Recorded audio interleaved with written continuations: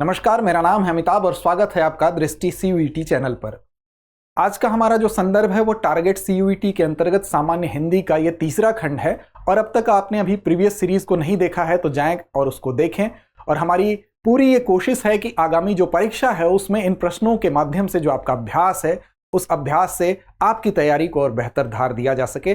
तो आज के इस संदर्भ में हिंदी से संबंधित कुछ वस्तुनिष्ठ प्रश्नों की चर्चा हम आपके सामने करेंगे, उसकी व्याख्या भी होगी। हमारी कोशिश है कि हमारे इस सीरीज से आप पूरी तरह से लाभान्वित हों। और अब तक आपने प्रीवियस सीरीज को नहीं देखा तो एक बार जाके आप देख सकते हैं। तो चलिए शुरुआत करते हैं आज के इस खंड की।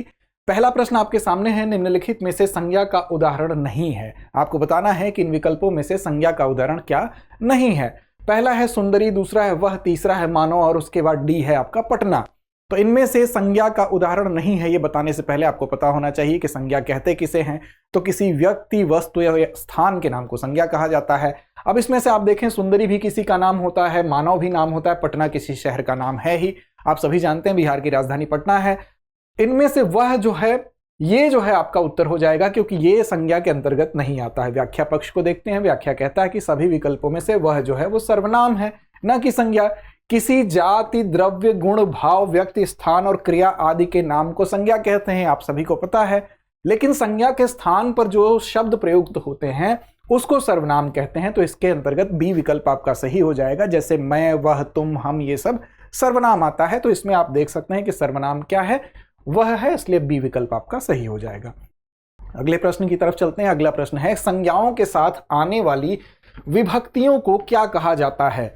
संश्लिष्ट कहा जाता है, विश्लिष्ट कहा जाता है, श्लिष्ट कहा जाता है, या उपयुक्त में से कोई नहीं कहा जाता है? तो देखिए इसका उत्तर क्या है। देखिए इसकी व्याख्या को देखते हैं। उत्तर इसका है सही विकल्प बी आपका। और विकल्प बी क्या है? विकल्प बी है विश्लिष्ट। संज्ञाओं के साथ आने वाली विभक्तियां विश्लिष्ट कहलाती हैं। देखिए हिंदी व्याकरण में विभक्तियों के प्रयोग की विधि निश्चित है। इसमें दो तरह की विभक्तियां हैं, एक विश्लिष्ट है और दूसरा संश्लिष्ट है।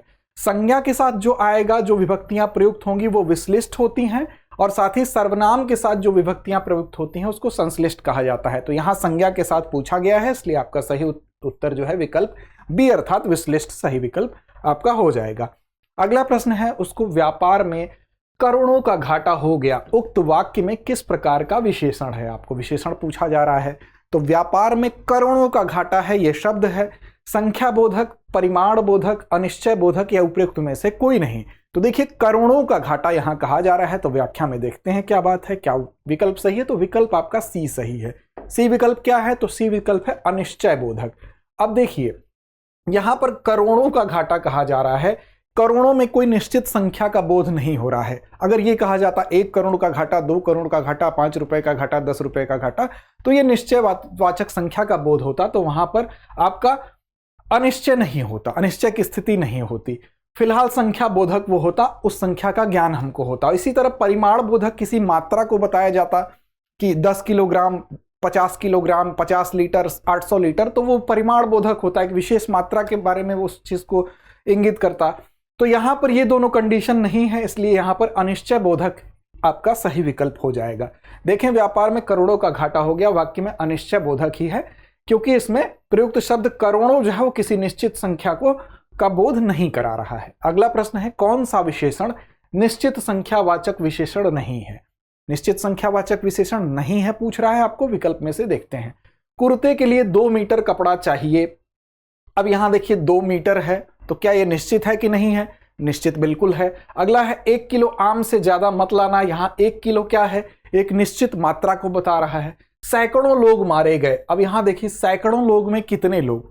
100 लोग, 500 लोग, 600 लोग, ये निश्चित नहीं है। और आपके प्रश्न में पूछ रहा है कि निश्चित वाचक नहीं है, तो आपका विकल्प सी ही सही होगा। चाय में 50 ग्राम चीनी, तो 50 ग्राम भी निश्चित है। इस लिहाज से आपका विकल्प सी बिल्कुल सही हो जाएगा। और यही बात आपको व्याख्या में भी लिखी गई है। गांठ का तत्सम रूप कौन सा है? गट्ठी, गट्ठर, ग्रंथ या अंगुष्ठ? तो देखिए तत्सम क्या होता है? एज इट इज, जो शब्द संस्कृत से प्रत्यक्ष रूप से लिए गए हैं उसको तत्सम कहा जाता है। और तद्भव वो होता है जो उसका विकृत रूप, जो उससे विकृत होकर बना होता है। तो गांठ का तत्सम कौन सा है? गट्ठी, गट्ठर, ग्रंथ या अंगुष्ठ? तो इसमें विकल्प सी होगा। गांठ का शुद्ध या तत्सम ग्रंथ ही होता है। व्याख्या देख लें, बिल्कुल सी आपका सही विकल्प है। गट्ठी शब्द गांठ का पर्यायवाची है। गट्ठर शब्द ढेर को बांधने के संदर्भ में प्रयोग किया जाता है, और अंगुष्ठ शब्द जो होता है वो अंगूठे का तत्सम रूप है।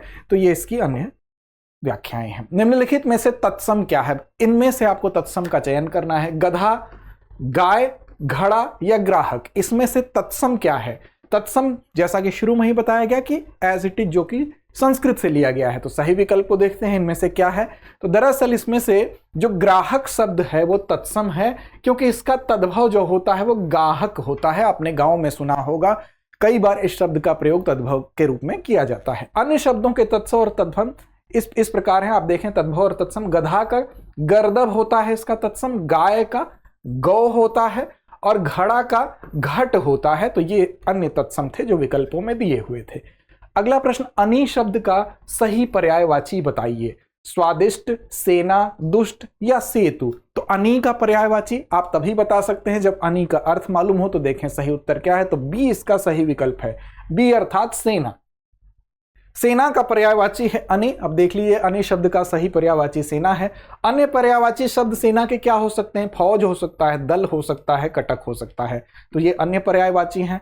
दुष्ट खल का पर्यायवाची है, तो याद रखेंगे। स्वादिष्ट जायकेदार का पर्यायवाची है, और सेतु पुल का पर्यायवाची है। ये आप सभी ध्यान रखेंगे।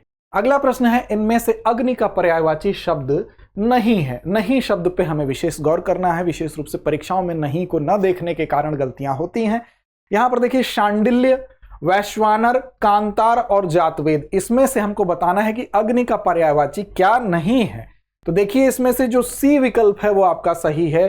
कांतार जो है वो अग्नि का पर्यायवाची नहीं होगा। बाकी ये भी पर्यायवाची है, ये भी है और ये भी है। तो विकल्प के तौर पर सी सही हो जाएगा। बाकी आपका व्याख्या पक्ष को आप देख लें। देखिए, शांडिल्य है, वैश्वानर है और जातवेद है, ये अग्नि के तीनों पर्यायवाची हैं। अग्नि के अन्य पर्यायवाची भी होते हैं, जैसे आग होता है, अनल होता है, पावक होता है, दहन होता है। ये अन्य जो है धूम्रकेतु होता है, दव होता है, वायु सखा होता है, दहन, रोहिताश्व, ये सब आग या अग्नि के पर्यायवाची हैं। इसी तरह से जो कांतार है, कांतार बेसिकली जंगल का पर्यायवाची होता है। तो मूल रूप से जंगल के पर्यायवाची को आप ध्यान रखेंगे, कांतार जंगल का है। जंगल के अन्य पर्यायवाची क्या है? तो विपिन भी होता है, कानन होता है, वन होता है, अरण्य होता है, अटवी होता है। तो ये जंगल के अन्य पर्यायवाची हैं।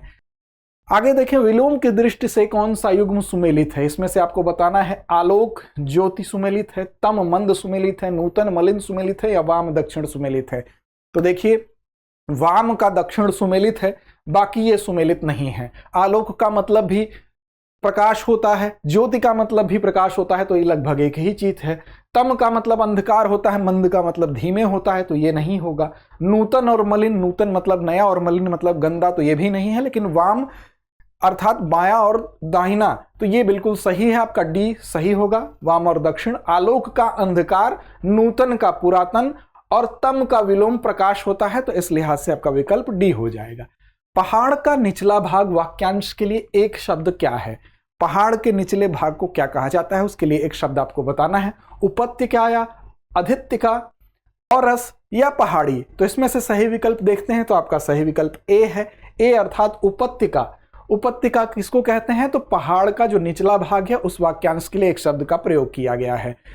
अन्य शब्द देख लीजिए, जैसे औरस। औरस किसके लिए प्रयोग हुआ है? विवाहित स्त्री, स्वयं की स्त्री से उत्पन्न पुत्र। अधित्यका किसको कहते हैं? पहाड़ के ऊपर की जो समतल भूमि होगी उसको अधित्यका कहेंगे। और औरसी मतलब विवाहित जो होगी उससे उत्पन्न पुत्री जो होगी उसको कहा जाएगा औरसी। अगला है, कपट और कपाट का क्या अर्थ है? धोखा और दरवाजा, धोखा और दरवाजा, धोखा और दराज, धोखा और दराज। तो इसका सही विकल्प ए होगा। कपट का मतलब होता है धोखा और कपाट का मतलब होता है दरवाजा। व्याख्या पक्ष को देख लेते हैं। ए विकल्प सही है आपका। कपट संज्ञा पुल्लिंग शब्द है। धोखा, छल, दंभ, मक्कारी, शठता इत्यादि इसके अन्य अर्थ भी हैं। और कपाट भी, इसकी भी संज्ञा पुल्लिंग शब्द है। और किवाड़, दरवाजा, द्वार, पट इत्यादि इसके अर्थ हैं। तो ये इसकी अलग अलग इसके लिए प्रयुक्त शब्द हैं, ध्यान रखेंगे। इनमें से कौन सा शब्द कादंबरी का समानार्थी नहीं है? नहीं शब्द को गौर करना है। कादंबरी का समानार्थी नहीं अर्थात वही अर्थ उत्पन्न नहीं करता है। मैना, मदिरा, लक्ष्मी या सरस्वती। देखते हैं क्या है। तो इसका सही विकल्प सी है। सी विकल्प क्या है आपका? लक्ष्मी। तो कादंबरी का समानार्थी लक्ष्मी नहीं है, बाकी आपके सभी हैं। तो कादंबरी के समानार्थी शब्दों में मैना, सरस्वती, मदिरा, कोयल इत्यादि हैं, जबकि लक्ष्मी इसका समानार्थी शब्द नहीं है। अन्य महत्वपूर्ण समानार्थी शब्द को देख लें। संकोच, इसका है समानार्थी हिचक होता है, शर्म या लाज। शून्य का मतलब खाली भी होगा, रहित भी होगा, रिक्त भी होगा, विहीन भी होगा। इसी तरह से सहेली का आली भी होता है, सखी होता है, सजनी होता है, सहचरी होता है। इन सब के वही अर्थ हैं। संकोच का वही अर्थ है जो हिचक का है, शर्म का है, लाज का है। शून्य का वही है जो खाली, रहित, रिक्त या विहीन का है। वही सहेली, आली, सखी, सजनी, सहचरी का भी है, अर्थात ये सभी समान अर्थ रखते हैं। अगला है कनक कनकते सौगुनी, मादकता अधिकाय, या खाए बौराए जग वा पाए बौराए। इस पंक्ति में कौन सा अलंकार है आपको बताना है। इसमें से क्या अनुप्रास अलंकार है, श्लेष अलंकार है, उपमा अलंकार है या यमक अलंकार है। तो देखिए इसका सही उत्तर है डी, अर्थात यमक अलंकार। इन पंक्तियों में यमक अलंकार है जब किसी काव्य में एक शब्द बार बार आए और उसका अर्थ जो हो वो अलग अलग हो, तो वहां पर यमक अलंकार होता है। जैसा कि इसमें आप देख रहे हैं, इन पंक्तियों में कनक शब्द आया है और कनक शब्द का एक जगह अर्थ जो है वो सोना है और वहीं दूसरी जगह उसका अर्थ धतूरा है। एक को पाने से व्यक्ति बौरा जा रहा है और एक को खाने से बौरा जा रहा है, तो दोनों के अर्थ अलग अलग हो रहे हैं। तो इसका मतलब यहां पर डी आपका विकल्प सही है और डी विकल्प क्या है आपका, यमक अलंकार है। तो यमक अलंकार को आप याद रखेंगे। अगला है रमा, राम रमापति कर धनु लेहूं। इसमें कौन सा अलंकार है आपको बताना है। श्लेष अलंकार, अनुप्रास अलंकार, यमक अलंकार या उपमा अलंकार। तो देखिए इसकी व्याख्या विकल्प बी आपका सही है। विकल्प बी क्या है, अनुप्रास अलंकार। अनुप्रास अलंकार क्या है देख लीजिए। तो राम रमापति कर धन लेहूं पंक्ति में अनुप्रास अलंकार है और इसमें क्या होता है, अनुप्रास अलंकार में वर्णों की आवृत्ति बार बार होती है, अर्थात एक ही वर्ण कई बार आएगा। इस पंक्ति में आप देखेंगे जो र वर्ण है, म वर्ण है, इनकी आवृत्ति कई बार हुई है। तो जब एक वर्ण की आवृत्ति बार बार होती है तो वहां पर अनुप्रास अलंकार होता है। आगे देखिए, नीचे दिए गए शब्दों में से किसकी वर्तनी शुद्ध है। आपको शुद्ध वर्तनी बताना है कि इसमें क्या सही लिखा गया है। द्वारका, पूज्यनीया, अहिल्या, अंतर्ध्यान। तो देखिए अहिल्या गलत लिखा है, अंतर्ध्यान गलत लिखा है, पूज्यनीया गलत लिखा है, द्वारका सही। बेसिकली द्वारिका नहीं होता है, द्वारका होता है। पूज्यनीया नहीं होता है, पूजनीया होता है। अहिल्या जो लिखा है गलत लिखा है, अहिल्या होता है, अहल्या होता है। अंतर्ध्यान नहीं, अंतर्धान होता है। तो इसकी व्याख्या को आप देख लें। द्वारका का शुद्ध वर्तनी द्वारिका लोग लिखते हैं या अशुद्ध होता है, तो इसका द्वारका ये शुद्ध था जो लिखा था। यहां पर जो शुद्ध रूप से पूजनीय ऐसे लिखा जाएगा, साथ ही अंतर्ध्यान नहीं होगा, यहां पर शुद्ध रूप से अंतर्धान होगा, इसको आप देख लें। और जो ये अशुद्ध रूप से लिखा है अहिल्या, जिसको लिखा है वो गलत है, इसको शुद्ध रूप से अहल्या लिखा जाता है। अहिल्या भी अशुद्ध है, अहल्या लिखा जाता है, इसको ध्यान रखेंगे।